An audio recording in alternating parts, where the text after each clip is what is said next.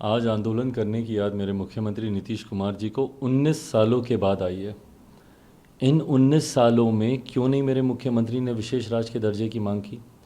बहरहाल पहले मैं इस बात को स्पष्ट कर दूं कि लोक जनशक्ति पार्टी रामविलास पूरी तरीके से समर्थन करती है कि बिहार को विशेष राज्य का दर्जा मिलना चाहिए, खास तौर पर इसलिए क्योंकि बिहार में आज की तारीख में जो सरकार है, पिछले 34 सालों से सत्ता में होने के बावजूद बिहार में इकोनॉमिक डेवलपमेंट कैसे हो, बिहार का राजस्व कैसे बढ़े, बिहार का इंफ्रास्ट्रक्चर कैसे डेवलप हो, इसको लेकर इन सरकार के घटक दलों ने कोई काम नहीं किया। परिणाम स्वरूप आज भी हम लोग को विशेष राज्य के दर्जे की हम लोग को मांग करने की ज़रूरत पड़ती है। पर मुझे चिंता इस बात की होती है कि मेरे मुख्यमंत्री को चुनाव के वक्त ही ये सारी बातें याद आती हैं। भाई एक लंबा समय था, जैसे मेरे प्रधानमंत्री जी बोलते हैं, डबल इंजन की सरकार। एक लंबा समय था 2017 से लेकर 2022 तक मेरे मुख्यमंत्री केंद्र सरकार के साथ तालमेल में थे। बिहार में भी एनडीए की सरकार थी, केंद्र में भी एनडीए की सरकार थी। उस वक्त कितनी बार इन्होंने विशेष राज्य के दर्जे की मांग की, आप उनके सारे इंटरव्यूज़ निकाल कर देख लीजिए। 2017 से लेकर 2022 तक, उस बीच में इन्होंने दो चुनाव इन्होंने भारतीय जनता पार्टी के साथ मिलकर लड़े। क्यों नहीं इन्होंने 2019 के चुनाव, लोकसभा चुनाव से पहले ये शर्त रखी कि भैया आप विशेष राज्य का दर्जा दीजिए, नहीं तो हम आपके साथ गठबंधन में चुनाव नहीं लड़ेंगे। क्यों इन्होंने 2020 बिहार विधानसभा का चुनाव लड़ने से पहले शर्त नहीं रखी कि भैया आप विशेष राज्य का दर्जा दीजिए, नहीं तो हम आपके साथ चुनाव नहीं लड़ेंगे। जब आप विपक्ष में जाते हैं और विपक्ष में भी जब आप हाशिए पर होते हैं, जब आपको पता है कि भाई चुनाव सर पर हैं, उसमें आपका कुछ भला नहीं होने वाला है, तब आपको विशेष राज्य के दर्जे की मांग की आपको ज़रूरत पड़ती है। 19 साल के मुख्यमंत्री को आज आंदोलन करने की जरूरत पड़ रही है। 19 साल के मुख्यमंत्री को आज यात्रा निकालने की जरूरत पड़ी। भाई 19 सालों में तो आपको बिहार को खुद ही इतना आत्मनिर्भर बना देना चाहिए था, खुद ही इतना सक्षम बना देना चाहिए था कि आप खुद बोलते कि भैया हमें ज़रूरत ही नहीं है विशेष राज्य के दर्जे की, क्योंकि बिहार में इतनी हमने इकोनॉमिक ग्रोथ हमने कर लिया।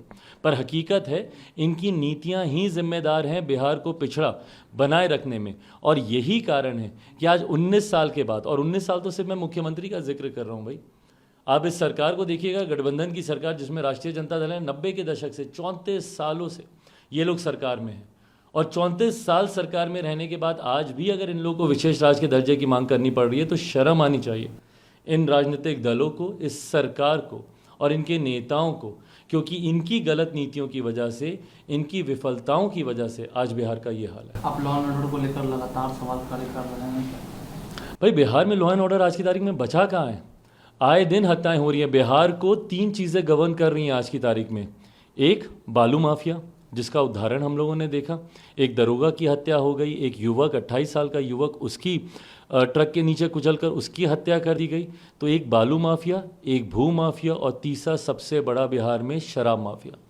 ये 3 माफिया हैं जो बिहार को रूल कर रहे हैं, और इन तीनों की वजह से बिहार आज की तारीख में पूरी तरीके से अपराधियों की गिरफ्त में है। बिहार में आए दिन हो रही हत्याएं, अपहरण, लूटमार, डकैती, बलात्कार, ये घटनाएं तो हो ही रही हैं, पर बिहार में पुलिसकर्मी तक सुरक्षित नहीं है। सरकारी आप आंकड़े निकाल के देख लीजिए, पिछले 1.5-2 साल में लगभग 1500 के करीब 1488 पुलिसकर्मियों के ऊपर अटैक्स हुए हैं। किसने किए हैं ये अटैक? इन्हीं भू माफिया के लोगों ने, इन्हीं बालू माफिया के लोगों ने, इन्हीं शराब माफिया के लोगों ने उन पर अटैक किए। 51 पुलिसकर्मियों की हत्या कर दी गई है। परसों भी प्रभात रंजन जो दरोगा है, उनकी भी तो हत्या भैया बालू माफिया के चक्कर में ही हुई है। तो ये तमाम चीज़ें दिखाती हैं कि बिहार कम से कम अब मेरे मुख्यमंत्री के नियंत्रण में नहीं है, सिर्फ अपराधियों के नियंत्रण में है। जिस तरीके से सदन के अंदर मुख्यमंत्री ने रीता मंझी को लेकर कहा, ललित को लेकर क्या करें? भाई ये मुख्यमंत्री की मानसिकता है, और जो भी मेरे मुख्यमंत्री को करीब से जानता है वो जानता है कि कितनी जातिवादी सोच है मेरे मुख्यमंत्री की। वो बिहारियों को बिहारी नहीं समझते हैं, वो बिहारियों को जाति के साथ ही समझते हैं कि तुम अगड़ा बिहारी हो, तुम पिछड़ा बिहारी हो, तुम ब्राह्मण हो तो तुम दलित हो, तो तुम महादलित हो, तो तुम भूमिहार हो, तो तुम पिछड़ा हो, तो तुम यादव हो। वो सिर्फ जाति में ही बिहारियों को देखते हैं। और यही कारण है भैया, मांझी जी का अपमान, भाई पूर्व मुख्यमंत्री रहे हैं, उम्र में उनसे बड़े हैं, एक्सपीरियंस में, सीनियोरिटी में उनसे बड़े हैं, उनके अपमान करने का क्या कारण था? सिर्फ एक ही कारण ना, कि क्यों? क्योंकि वो दलित समाज से आते हैं। और जिस तरीके की भाषा, भाई बिहारी कहाँ ये भाषा बोलता है, तू तड़ाक की भाषा कहाँ से मेरे मुख्यमंत्री सीखे हैं, मेरी समझ के परे। हम तो उस संस्कृति से आते हैं जहाँ बच्चों तक को हम लोग आप करके हम लोग बात करते हैं। उस तरीके से तू तड़ाक की भाषा, ये उनकी मानसिकता है। उनको लगता है कि दलित समाज से आने वाले लोग, अनुसूचित जाति जनजाति वर्ग से आने वाले लोग सिर्फ प्रताड़ना के ही शिकार हो सकते हैं।